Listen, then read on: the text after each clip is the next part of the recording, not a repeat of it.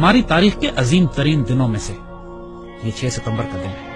اگر آپ صرف اس دن کی صبح وہ تقریر سن لیجئے جو ایوب خان نے کی تھی، ریڈیو پاکستان پر وہ تقریر کی گئی کہ لا الہ الا اللہ کے ماننے والوں پر ہندوستان نے حملہ کر دیا، میرے قوم کے ہم وطنوں جنگ شروع ہو چکی ہے، اٹھو اور دشمن پر ٹوٹ پڑو۔ پاکستان کی پوری قوم نعرہ تکبیر لگاتی ہوئی سڑکوں پر نکل گئی تھی۔ ہندوستان نے 6 ستمبر کی صبح فجر سے کچھ پہلے لاہور شہر پہ حملہ کیا اور ان کے جرنیل نے بھڑک ماری تھی کہ ہم 11 بجے تک لاہور جمخانہ میں بیٹھ کر شراب پیئیں گے اور بدماشی کی محفل سجائیں گے۔ دشمن کی طاقت کا بھی پہلے اندازہ کیجیے۔ دیکھیے دشمن 5 گنا بڑا تھا آپ سے، اور اچانک اتنا بڑا حملہ کرتا جس کے اندر ایک ایک حملے میں 500 ٹینک استعمال کیے جاتے، تقریباً 500 ٹینک لاہور میں، 500 ٹینک کے قریب سیالکوٹ کے اوپر جب حملہ ہوتا ہے، اور یہ دونوں سرحدی شہر ہیں ہمارے۔ اور حال یہ تھا کہ Pakistan was totally caught by surprise. آپ کو واقعہ بتاتے ہیں، واقعات اگر آپ سنیں تو اس سے آپ کو اندازہ ہوگا کہ یہ 65 کی لڑائی کا یہ واقعہ 6 ستمبر کو کیوں ہم اتنے رومانٹک طریقے سے، اتنی محبت اور اتنی پیار سے، ایموشن سے، جذبات سے کیوں یاد کرتے ہیں۔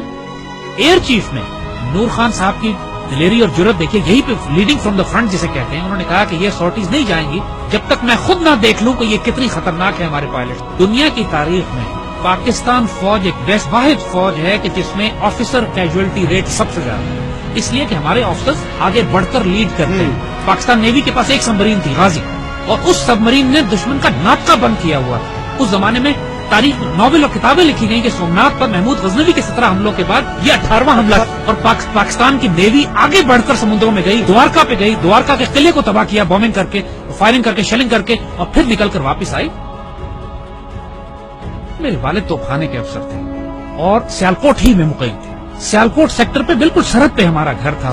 اور جب یہ جنگ شروع ہوتی ہے تو خاندانوں کو، عورتوں کو، بچوں کو وہاں سے نکلنا پڑا، تو اس میں ہماری والدہ ہمیں لے کر نکلی، اور یہ وہ وقت تھا کہ جب ہمارے گھر کے آس پاس توپیں لگی ہوئی تھی اور پاکستان کی فوج جوابی حملہ شروع کر رہی تھی سیالکوٹ سیکٹر پہ دشمن کے خلاف۔ ایسے ایسے معجزات دیکھنے کو ملے ہیں۔ میرے والد عینی شاہد ہیں اس بات کے کہ ایک سیکٹر پر ہماری توپوں کی مدد کی ضرورت پڑی، ہماری پیادہ فوج کے مورچے تھے جن پہ دشمن کے ٹینکوں کا دباؤ بہت شدید تھا، اور ہماری توپوں کی آخری حد سے بھی زیادہ 2-3 کلومیٹر آگے وہ دشمن کے ٹینکوں کے پوزیشنز تھی، اور جب مدد مانگی گئی تو حساب لگایا گیا کہ ہماری توپوں کے گولے دشمن تک نہیں پہنچ سکتے، اور صورتحال یہ تھی کہ اگر اس وقت مدد نہ دی جاتی اپنی فرنٹ لائن کو تو سیالکوٹ شہر کا ایک پورا سیٹ دشمن قبضہ کر لیتا۔ اللہ کے توکل پر یقین کریں، افسروں کی آنکھوں میں آنسو آ گئے، انہوں نے اللہ کے بھروسے پہ، اللہ کے آسرے پہ کر کے دشمن کی طرف توپوں کا منہ کر کے فائر کیا ہے، اور ناقابل یقین بات ہے کہ گولا تقریباً 2.5-3 منٹ لیتا ہے فائر ہونے کے بعد توپ کا اپنی منزل پہ پہنچتے ہوئے۔ 3 منٹ کے بعد وائرلیس پہ ہماری جو آگے ہمارے مورچے تھے وہاں سے نعرے تکبیر کی آوازیں آنے لگی کہ دشمن کے توپیں ٹھیک ٹینکوں کے بیچ میں گر رہے تھے، جو کہ ہماری توپ کی آخری حد سے بھی کئی کلومیٹر آگے تھا۔ نہ اس سے پہلے کبھی توپ نے اتنا دور فائر کیا، نہ اس کے بعد کبھی اتنا دور فائر کیا۔ اس موقع پر جب ضرورت تھی تو اللہ کی طرف سے تائید آئی۔ ہزاروں واقعات ایسے ہیں۔ یہ باتیں بزرگوں نے کتابوں میں بھی لکھی ہیں، آپ ممتاز مفتی کی کتابیں اٹھا کے دیکھ لیجئے، الگ نگری دیکھیے، تلاش دیکھیے، اخبار میں اس زمانے کے تمام واقعات یہ چھپے ہیں۔ جب 65 کی لڑائی شروع ہوئی، ممتاز مفتی اپنی کتابوں میں لکھتے ہیں کہ مسجد نبوی شریف میں اللہ کے بندوں نے حضور صلی اللہ علیہ وسلم کی زیارت فرمائی اور دیکھا کہ حضور جنگی لباس میں اصحاب بدر کے شہداء کے ساتھ پاکستان کے دفاع کے لیے تشریف لے جا رہے ہیں کہ پاکستان پہ حملہ ہوا ہے، ہم نے اس کا دفاع کرنا ہے۔ اور یہ باتیں ممتاز مفتی نے لکھی ہیں، کتابوں میں چھپی ہیں، اخباروں میں چھپی ہیں، یہ باتیں اپنی طرف سے ہم نہیں بنا رہے۔ یہ باتیں کہ دشمن کے طیاروں کو ان کو ذمہ داری دی گئی کہ راوی کے پل پہ بمباری کرنی، وہ پائلٹ پکڑا گیا۔ جب اس سے پوچھا گیا کہ پل تو تمہارے سامنے تھا، تم نے بمباری کیوں نہیں کی؟ کہتے ہمیں کہا گیا تھا وہاں ایک پل ہے، مجھے 6 پل نظر آ رہے تھے۔ یہ باتیں دشمن کے سپاہیوں نے کہی ہیں جن کو گرفتار کیا گیا کہ وہ اپنی گھوڑوں والی فوج کون تھی جو سفید لباس میں تھی اور جس کی تلواروں سے شعلے نکلتے تھے۔ یہ دشمن کے پائلٹس نے یہ باتیں کہی ہیں کہ ہم بم گراتے تھے، 35-40 کے قریب بم پنڈی پہ گرے، صرف 5 بم پھٹے، وہ بھی ویرانے میں، باقی بم پھٹے نہیں۔ بزرگ کہتے ہیں کہ فضائے بدر پیدا کرو تو ملائکہ آج بھی مدد کے لیے نازل ہوں گے۔ جنگ بدر پہ ہوا تھا نا ایسا، لیکن اللہ تعالیٰ قرآن میں فرماتا ہے کہ میں نے پھر 1000 ملائکہ نازل کیے۔ اور یہ بات صرف 1400 سال پہلے پہ محدود نہیں ہے۔ جب بھی مسلمان اللہ رسول کے نام پر کھڑے ہوں گے اس پاک سرزمین کی حفاظت کے لیے تو اللہ کی تائید و نصرت آئے گی۔ 65 سب سے خوبصورت مثال ہے ہمارے لیے۔ ہم ایک واقعہ سناتے ہیں کہ جو ہمارے بچوں نے کسی کتاب میں نہیں پڑھا ہوگا۔ جب لاہور پر حملہ کیا انڈین ڈویژنز نے تو انڈین جرنیل اپنے سپاہیوں کو یہ حوصلہ بڑھانے کے لیے کہہ رہے تھے کہ لاہور اب صرف 3 میل 4 میل دور رہ گیا، بس تمہاری آنکھوں کے سامنے تھوڑا سا آگے بڑھو اور لاہور تمہارے قبضے میں۔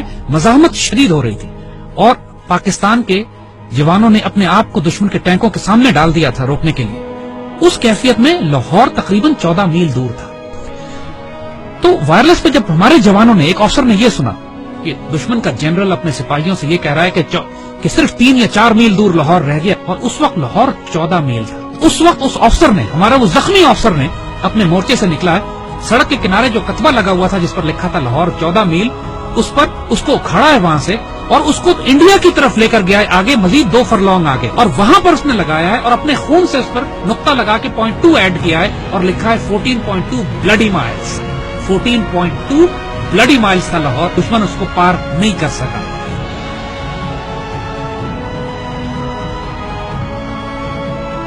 جب شہداء پہنچنا شروع ہوئے سی ایم ایچ میں، انہوں نے دیکھا کہ اتنا پریشر تھا کام کرنے کا کہ مرد سارے کام میں لگے ہوئے تھے، تو ان زخمیوں کو ریسیو کرنے کے لیے نرسز تھی، تو شہداء کو انہوں نے نرسز کے حوالے کیا کہ آپ ان کو تیار کریں اور رکھیں ایک طرف تاکہ بعد ان کو بریل کے لیے لے جایا جائے گا۔ تو آنے والے جوانوں نے جب یہ دیکھا کہ بہنیں اور بیٹیاں ان شہداء کو ریسیو کر رہی ہیں تو ان کی آنکھوں میں آنسو آ گئے۔ واپس جا کے اپنی پوری یونٹ میں اعلان کیا کہ وہ شیرو دلیرو سینوں پہ گولیاں کھانا، پیچھے تمہاری بہنیں تمہیں وصول کر رہی ہیں، ایسا نہ ہو کہ تمہاری پشت دیکھیں اور یہ کہیں کہ یہ بغیرت پشت پہ گولی کھا کر آیا۔ یعنی یہ جذبہ تھا جوانوں میں آگے کہ ہمیں دفن کرنے کے لیے پیچھے ہماری بہنیں کھڑی ہیں، اور سب نے قسمیں کھائیں کہ ہم گولی سینوں پہ کھائیں۔ یہ وہ باتیں لوٹوں کے اندر ہوئی، باتیں نہ ٹیکسٹ بکس میں لکھی جاتی ہیں نہ کتابوں میں، یہ وہ باتیں کہ جو فوجیوں کے سینوں میں دفن ہیں۔ ایسے بھی موقع آ گئے کہ جب دشمن کے ٹینک ہمارے توپخانے کے اتنے نزدیک پہنچ گئے کہ براہ راست توپخانے اور ٹینکوں کی لڑائی شروع ہونے والی تھی۔ کہا جاتا ہے دوسری جنگ عظیم کے بعد سب سے بڑی ٹینکوں کی لڑائی بھی سیالکوٹ میں لڑی گئی۔ باقاعدہ ایک آرٹلری افسر نے کمانڈ دی کہ H E unload and A P load, یعنی ہائی ایکسپلوسو شیل نکال دو اور اب آرمر پیئرسنگ شیل لوڈ کرو، کیونکہ اب توپ اور ٹینک کی براہ راست لڑائی شروع ہونے والی۔ اور یہ ایسا موقع ہوتا ہے کہ جس کے بعد آر یا پار ہوتا ہے، اور ایسے موقع پہ اللہ نے دھند بھیج دی، بیچ میں دھندیں آ گئی جس کی وجہ سے دشمن کے ٹینک رک گئے، اور جس طرح پہلے کہا تھا کہ پہلے دشمن نے خوف طاری کر دیا اللہ۔ یہی وہ نظریاتی اور روحانی اساس تھی ہماری جو ہمیں پاکستانی مسلمان بناتی تھی۔ وہ کیا چیز تھی جس نے ہمیں سیسا پلائی ہوئی دیوار بنایا؟ وہ یہی کلمہ تھا، لا الہ الا اللہ، جو ہماری دل کی دھڑکنوں میں محمد رسول اللہ ماشاءاللہ۔ اور آج جو 10,000 بچے اور افسر جوان ہمارے شہید ہوئے ہیں پاکستان کے دفاع میں، کشمیر سے لے کر وزیرستان میں، فاٹا میں، سوات میں، خوبصورت ترین بیٹے، ہماری مٹی کا نمک، 21، 22، 24 سال کے، 25، 26 سال کے خوبصورت جوان، اپنے جب چھوٹے بچوں کو چھوڑ کر، والدین کو چھوڑ کر، بیویوں کو چھوڑ کر، جنہوں نے شہادتیں دی ہیں اور خواہش کر کے اپنے آپ کو والنٹیئر کر کے شہید ہوئے ہیں۔ بہت بھاری قربانیوں کے بعد یہ پاکستان آپ کے حوالے کیا جائے، اس پرچم کو گرنے نہ دیں، اس پرچم پہ سب کچھ قربان کر دیں، اس کی مٹی میں تمہارا خون شامل ہو گیا نا، 2 جہانوں میں خوش نصیب ہو جاؤ گے۔ اس مٹی کو چھوڑ کر چلے گئے بد نصیب ہو جاؤ گے۔ جو اس پاکستان میں بستا ہے وہ سایہ خدائے ذوالجلال ہے کہ دیکھو اس پاکستان کو ہلکا نہ لینا، یہ اللہ کے رازوں میں سے ایک راز ہے، اس پر قربان ہو جاؤ، سب سے سستا سودا ہے، سب سے اعلیٰ سودا ہے۔ یہ ہمارے بیٹے جو اس پہ قربان ہوتے ہیں نا، یہ سوال نہیں کرتے کہ اس پاکستان نے ہمیں کیا دیا۔ اس پاکستان کو آج آپ کی ضرورت ہے۔ Make a stand, stand firm, stand United, live with dignity and inshallah Allah will give you the opportunity to die with honor۔ لیکن اس کے لیے اب تیاری کرو، تیاری کا وقت ہے، آزمائش آنے والی ہے، لیکن انشاءاللہ العزیز ایسے بیٹے ہمارے پاس ہیں جو اس پاکستان کو خود کریں گے۔